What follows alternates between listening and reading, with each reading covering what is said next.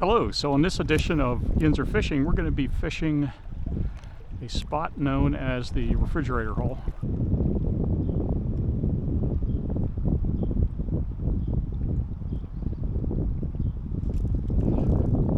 Oh yeah, we got one. Camera's on. He's right in that dead spot right there. Don't go downstream, no. Okay, man.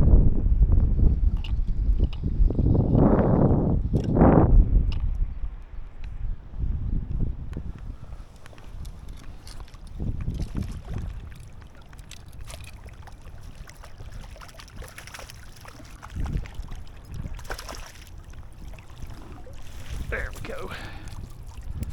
Nice. He took the mop. There he is. All right, let's get that mop out of him. Get a picture.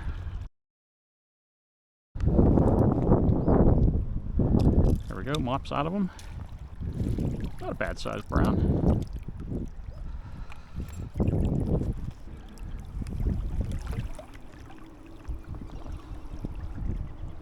All right.